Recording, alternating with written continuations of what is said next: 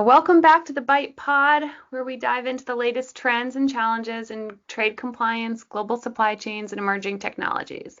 I'm your host, Anne Riitho, and I have with me today Thariq Kara. Thariq, do you want to say hi? Hey everyone, so glad to be on. Anne and I have just been in San Diego for the last week doing fun stuff with Techstars, but super excited for this podcast to be back in DC in Boston and to be on with our very special podcast guest. Yes, today we are exploring a space that's seen incredible transformation over the past decade, and we have someone here with us with deep experience in e-commerce. So joining us today is Lila Landis, an industry leader who has experience in e-commerce, supply chain operations, and regulatory compliance. She's built an amazing career, and we're so honored to have you here with us today. Thanks, Lila. Hi, everyone. Thank you so much for having me on. So before we jump into today's conversation, we're going to start, as always, just with a brief comment on Bite. So Bite is a screening platform that makes screening your trade compliance fast and precise, flagging real risks in seconds so that you can focus on moving goods and not sorting through noise. So no wasted time, just smarter, faster decisions that help keep your business ahead. So with that, Lila, I'm going to jump right into questions for you. If you want to start, usually our listeners love to hear about kind of how people ended up in compliance. And so if you just want to take us through your career journey and where you've gotten to where you are today. Yeah, I think it's always a really fun story for us to share in the trade community because almost no one that I've ever met has said, oh yeah, I absolutely knew I wanted to do trade compliance and I set out for this to be my career. I have actually met one person who did that because her parents were both in global logistics. So she grew up hearing about, international logistics and Incoterms and things. So she did, but that's the one person I've met that did that. Almost everyone has an interesting story about how they fell into it or it fell into their lap. And for me, I speak French and Spanish as second and third languages. I studied languages in high school and then studied languages in college. And I majored in international business in my undergrad studies. And I wasn't really sure what I was going to do with that. I just knew that I wanted to use my language skills and I wanted to be able to travel, do international travel. But I was not the right person to be a teacher, didn't want to be a teacher, and I didn't want to do translation. So international business, I'll figure out a way to use languages and travel with that.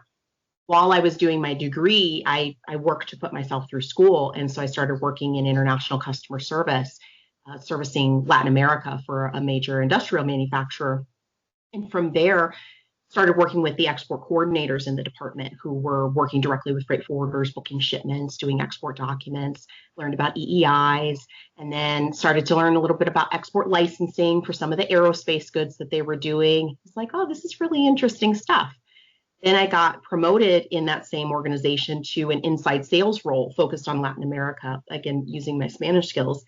And while I was getting into that role, they said, hey, we've got all these customers in Mexico asking us for NAFTA certificates. So here you go. You figure it out. Give them these NAFTAs. I don't know the first thing about NAFTA. I don't know anything about free trade agreements. I lived in Milwaukee at the time. And so then I found the Milwaukee World Trade Association. And they had free NAFTA training put on by one of the service providers. And so I attended the NAFTA training. And that was kind of it for me. I caught the bug. I felt like trade compliance just seemed super interesting. And I decided that I really wanted to make that my career. I moved to Houston after I finished my bachelor's degree and was able to get on as a trade compliance specialist with an oil and gas chemicals company. And right about that same time, then the Houston ICPA data group started. So the data groups with ICPA are local networking groups that are associated with the greater organization of ICPA, International Compliance Professionals Association. And the Houston group got started right at that same time. And it was really pivotal for me because I got to network with other trade compliance people and see what career paths looked like in trade compliance for me. That led me to using LinkedIn, where I looked at and of what people who were senior in the field had done, what kind of experience they had, what kind of education they had, what kind of certifications they had, and then made a plan and pursued that. So I got my broker's license. I went and got my MBA with a focus on international business, and then pursued some additional certifications after that to really build my career in the field. That's super interesting, and yeah, and just a kind of a plug for ICPA because we're both involved with the organization. Lila did an excellent job helping us set up the Boston data group, so really appreciate that. Thanks for doing. We had a great turnout the last month or this month, beginning of this month. Yeah, almost 35 people on the call, so really fantastic session. Well, it's one of the reasons that I'm so passionate about the data groups is because it was so helpful for me as a new trade compliance professional just starting my career to be able to be exposed to what ICPA could offer and what trade compliance careers look like. And so then, I try to do my best to support the local groups in all of the different cities where we have them and countries. We've got Canada now, and we're trying to get started on starting a group in Mexico. And so I think now more than ever, it's really important for us to come together as a community and support each other when a lot of people are under some pretty extreme stress with all the changes that are going on.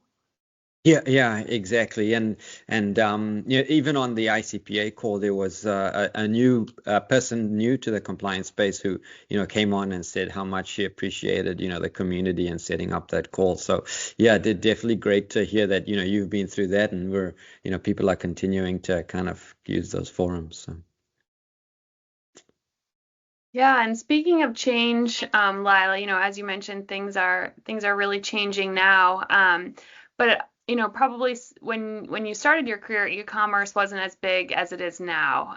So in terms of trade compliance, what has changed as e-commerce has become so much bigger and more complex? And what does that mean for kind of the future of trade compliance? Yeah, well, so with de minimis, so a lot of people know a little bit about de minimis, and pretty much everybody who's listening right now has probably used it even without knowing it, right? Because if you're ordering stuff online, then de minimis is probably being used to get your goods to you. But it wasn't really a big deal until TFTIA, until the Trade Facilitation and Trade Enforcement Act. That was in 2015, I believe that was passed, and that changed the de minimis amount. So de minimis is, the minimum value of goods that you can enter into the U.S. duty free and it's done as more of like an informal entry process. So rather than your standard consumption entry where you're filing all of the normal entry paperwork and you're paying duties on your goods, de minimis allows you to bring in goods duty free and with less information required. And prior to TFTIA, the amount that you could bring in was extremely low. I want to say it was like $5. With TFTIA, they increased the de minimis amount to $800 per person per day, just huge. I don't know the political reasons behind why that happened, why the increase was so big, but it was something where it wasn't an immediate blow up in e-commerce after that was initially passed. It really coincided a lot with the pandemic. So you had TFTIA happen in 2015, and you had gradual increases in e-commerce from there. But then it was really 2020 when all of a sudden the pandemic hit. Everybody is quarantined. We're not spending money on restaurants and experiences and going out, and so we are spending our money on goods. That you had this huge blow up. And anybody who was working in logistics and trade compliance at that time, knows what things were like, right? Where logistics, the world of logistics was going crazy because you suddenly had this huge drop in capacity for airlines with all the flights canceled, and it was just a crazy time. But you have all this big boom in e-commerce at that time. And then since then, there's been somewhat of a backlash politically to saying, hey, there's all these goods from China, billions of dollars worth of goods from China coming in and not paying duties. Because part of the benefit of de minimis is it's not just that the goods are duty free from your normal duty rate, but they also don't pay the Section 301 duties. And so then there's a huge benefit to being able to ship them through the de minimis program. Well, there's been talk in Congress for years now about being able to pull this back. So there's been several different bills that have been introduced where they've said, hey, let's remove de minimis for, any countries that we're not most favored nation status with. Okay, well, that's only China and Russia, so it's really targeting China. There's been ones that have just said straight up, let's remove China. There's been ones that have said, let's remove apparel. Apparel is a huge portion of what's coming in under e-commerce and de minimis. But none of those have ever been able to really make it over the line as far as getting passed. Now you have a second Trump administration. And during the first Trump administration is when we got the Section 301 tariffs on China. We have new tariffs on China. We have new tariffs on Canada, new tariffs on Mexico. And part of the executive orders that were issued with that included removing eligibility for de minimis for any goods that were subject to those tariffs. That's huge. That really sent a lot of people in the trade community into a tailspin of how are we going to handle this? But the thing that I think a lot of people didn't realize is it also sent CBP into a tailspin of how are we going to enforce this, right? So initially they removed de minimis eligibility for these goods, and so then you were supposed to be having them go through a normal consumption entry, but then they actually then put that on hold because CBP realized that it didn't have the right processes and system controls in place to be able to handle that and enforce it. So now we're in this kind of limbo where the trade community is expecting that those goods are going to no longer be eligible for de minimis, but we don't know when that's supposed to go into effect. Yeah, really interesting. And wasn't there a short period of time where de minimis, I don't know if it's the right term, but was revoked, and there was kind of like if I'm getting this right, a backlash from the carriers and USPS and stuff like that. Yeah, no, you're absolutely right. What happened there? There were a bunch of changes that were, it was, like twisting people's heads around because they were like, what's going on? Where USPS said they weren't going to accept packages from China. Now they are going to accept packages from China. These goods are removed from de minimis. No, they're not removed from de minimis because we don't know how to segregate them and how to process them. So it was very back and forth. And it's still kind of, CBP has to make all of these changes because they need ACE to be able to segregate these entries, to be able to reject entries, to recognize that, hey, these are subject to the additional tariffs. And so then you can't file a type 86 entry for this. At the same time, they issued the notice of proposed rulemaking finally after, like over a year that it's been, supposedly coming, 2 weeks. It'll be here in 2 weeks. And so they finally issued this notice of proposed rulemaking to be able to change the type 86 and section 321 data pilot, kind of merging these into a new enhanced entry process for de minimis. Well, that's also on hold. We don't know what's going on with that because that was really crafted under the Biden administration, and the Trump administration has said any proposed rules are on hold until we have a chance to review them and determine if we actually want to move forward with them. There's just a huge amount of chaos and uncertainty in the industry right now. Really interesting. And on that point, what's the take? Because I've never worked as a broker or at a port of entry, but what's the requirement for the brokers? And let's say someone does ship, let's say for theory's sake, duties are applied to packages under $800 for certain maybe products. What happens with the brokers? What do people who are shipping, either importing, mostly importing, what do they have to do with what's the relationship with the brokers like? Like, let's say I've got a gazillion packages now that I've got to apply duty to. It's really a very different setup on the way that an e-commerce entry works and who the parties are versus a traditional business to business import. And that's part of what has been so hard with customs is that they want to treat e-commerce B2C business as if it's traditional imports that are B2B. And they're not. They're just very different animals. So your traditional import, you have a business in the US that is purchasing goods from a business in another country, let's just say China, the exporter in China and the importer in the US, and you have a freight forwarder and a broker in between, right? And then the broker is making entry, they're making a traditional entry on behalf of the importer. The US company who's actually receiving and buying the goods is the importer of record. And the broker is just facilitating that. The broker still has responsibilities in terms of compliance in that entry, but not the same as the importer, because under the Mod Act, which was from 1993, that the Mod Act really placed the majority of the responsibility for compliance, for import compliance, on the importer of record. That's a traditional B2B import. That's what customs wants, right? That's what customs used to. That's what they like to see because they understand it and they understand what mechanisms they have to enforce compliance on those parties. In an e-commerce transaction that's B2C, it's totally different. So the exporter in China might be the actual manufacturer, but probably not. Most likely what you have is a manufacturer who then sells their goods through an e-commerce platform. The e-commerce platform may or may not be the exporter. They might then actually then have like another logistics company in China who's facilitating the export for them. So you have multiple middlemen in there.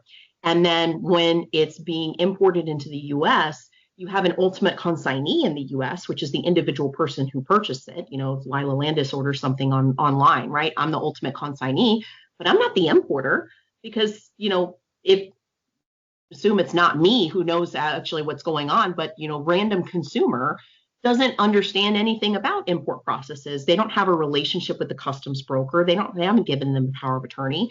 So it's oftentimes the broker who's acting as the importer of record, because with a type 86 entry, which, you know, type 86 is the pilot for, you know, kind of like a enhanced entry process, sped up entry process started in 2019, you have to have an importer of record. Now, the intention really with this was that the broker was acting basically as a nominal importer of record, knowing that they don't have title to the goods. They're not, you know, in many cases, they never even physically touch the goods. They're just acting as the importer for the purposes of facilitating the entry. But what has happened is that as customs has felt that compliance is lacking, that, you know, they're getting a lot of bad data in terms of bad classifications, bad descriptions, that there's smuggling going on, they need someone to enforce compliance. They need to be able to bring the hammer down on a party to the transaction. Well, they can't do that with the ultimate consignee. That's a random purchaser who really doesn't have, you know, a role in making sure that that data is good. They're not providing the data to customs. They can't do it with the, you know, the e-commerce platform that's based in China, or the exporter that's based in China, or the manufacturer based in China. And so then who are they looking to? They're looking to the broker.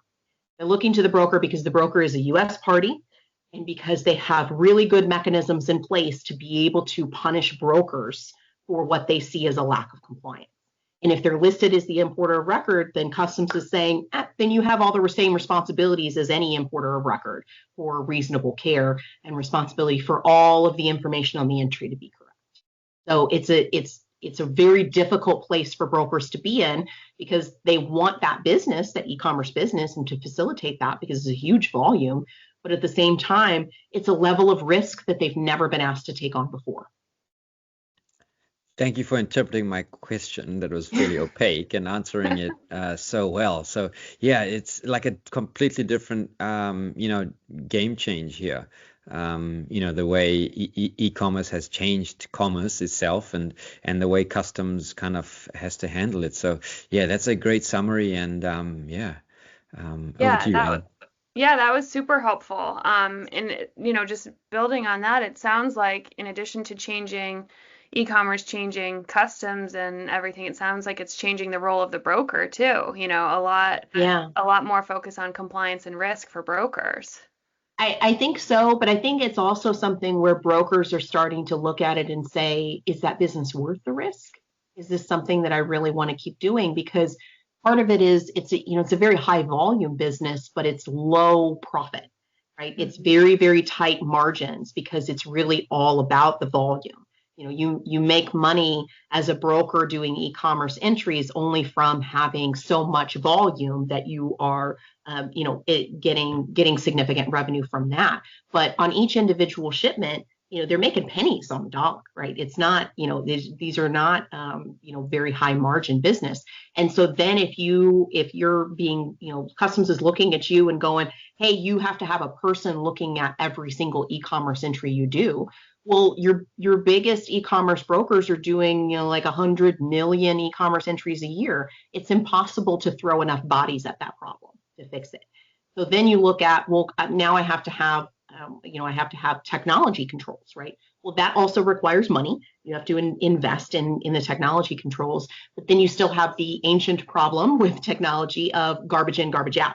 You have to get good data in the first place to be able to do good screening and to be able to provide good data to customs. And that goes back to the relationship they have with the e-commerce platforms, mostly, of saying, you can't just send me a manifest that says clothing. You can't send me a manifest that says household goods or daily necessities, right? That these are not okay descriptions.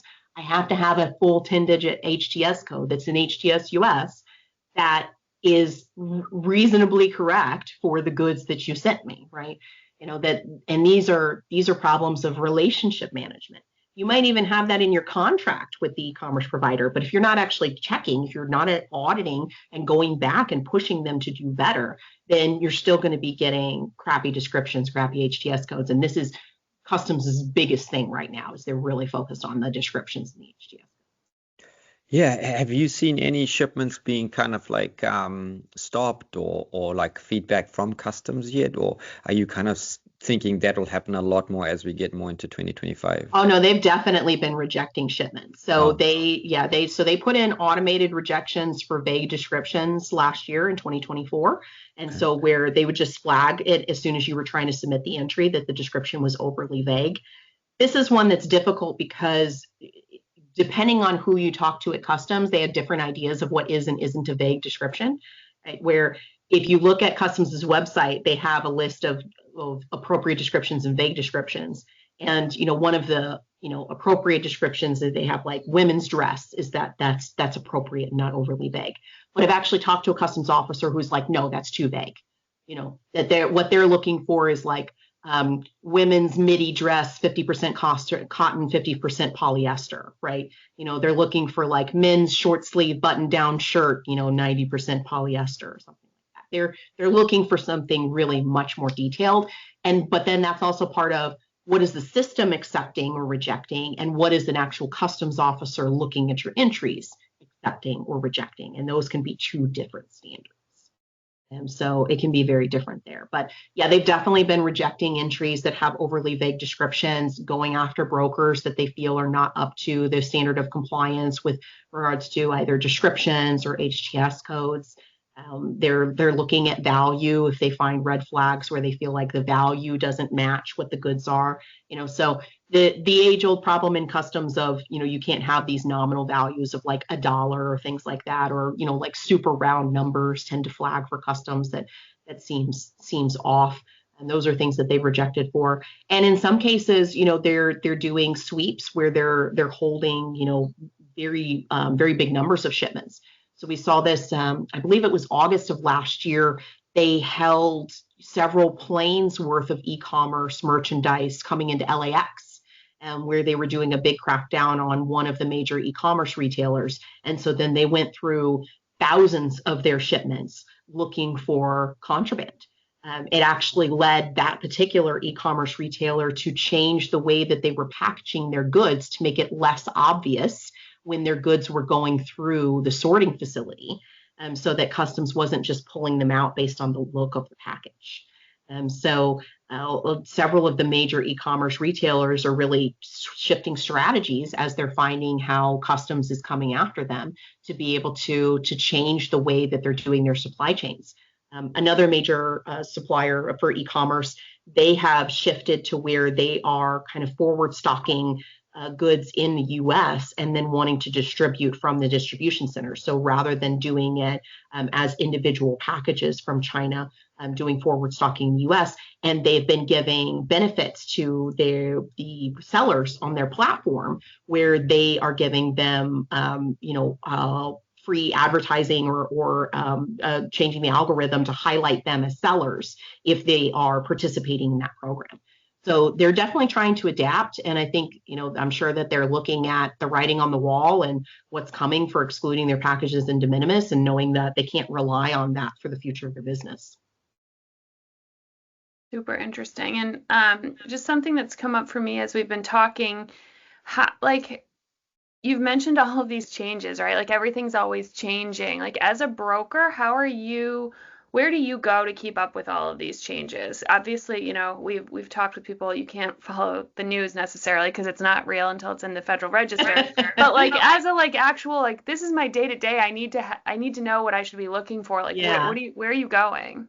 Yeah, so I think, the problem is you can't just look at one source, right? And even, I've been asked about, well, should I be reading the executive orders? Yes, you should definitely read the executive orders, but that's not the end all be all, because you still need interpretation a lot of times, right, of those. Even, for someone like myself who's been in the industry for a while, I read some of these executive orders, like, what did I just read? Let me go back and try to parse through this, right? They can be kind of difficult to understand what they're going to apply to. And sometimes even the executive order itself doesn't really tell you what you need, because the executive order is just the directive. It's not the how, right? It's the what, right? President Trump says, I want an additional 10% tariffs on China.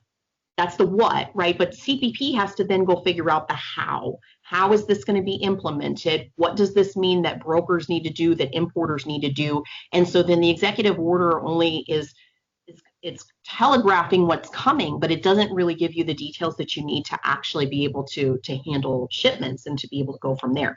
So the executive orders are, a good place to get information you want to read, but it's certainly not a single source.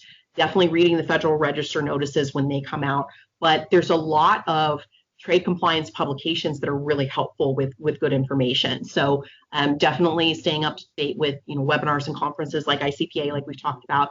International Trade Today is one that I love. It's very import focused. It doesn't give you as much on the export side, but from an import perspective, they always have really great articles, not just about what's actually been implemented, but also what's going on the Hill related to customs issues and import issues. So that's one that I really love. I read updates from Crowell and Mooring, who has, they have a regular newsletter that they do. Baker and McKenzie does updates that they do. I like to read that. And I have Google News Alerts.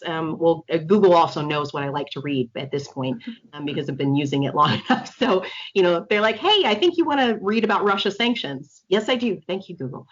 So, they'll highlight issues that come up about customs. And so then that's part of the way that I find information too is, I'm not on Truth Social, so I'm not following President Trump there to be able to get updates, but there are news articles that get written when he says things about customs and trade. And so then I will get alerts for those, when they're threatening new tariffs on Colombia or the EU or wherever it may be. So I think it's really important for trade compliance professionals to have their feelers out for a variety of different sources. And then it's up to them to synthesize that information into what's really relevant for their organization and how it's going to impact them and what they need to do. I would also say that for importers, they should talk to their broker, because they should be expecting their broker to do some of that for them, some of that research and knowledge base, and synthesizing that information into what does that mean for me. Yeah, got it. No, those are super helpful sources and tips. And yeah, the point about the relationship with the broker, I think, is something that we're kind of seeing, recurrently through all our discussions. But yeah, what about from kind of a screening or tooling perspective, Lila? Are there any kind of technologies or tools or platforms, or kind of what's your view in general about kind of getting the right information about your product using technology? I think that there's a lot more technology tools out there for trade now than there were before. And I really like that we're seeing true use of AI in a number of trade compliance tools now. Mm-hmm. When I first had companies approaching me about using AI in trade compliance, it was maybe 15 years ago, I want to say. And when they were talking about AI, they weren't really talking about AI. They were talking about just, algorithms that were, being plugged in business rules, and it wasn't true machine learning. Yeah. And so there's so much development that's happened where we're now seeing, actual machine learning, large language models, natural language processing, real AI that's being applied to trade compliance problems. That there's a number of different screening and compliance tools out there that can help importers to better identify and mitigate those risks. I think the important thing to remember, though, is back to garbage in, garbage out, right? It's that, the same that the brokers struggle with e-commerce, is that you have to have good data to be able to feed it, right? So there's great tools out there that are using AI to do classifications. But if the material description that you are giving to the AI is one that is either, just total internal nomenclature where it's a bunch of acronyms that you can't parse any real words out of, or it's super vague, you're not going to get a good classification out of that. You still have to be feeding it good data. And so I think before I would recommend that someone go and look at technology, I would have them take a step back and say, let me look at my data. Do I even have good data that I would be able to feed to a tool to be able to get good results from that?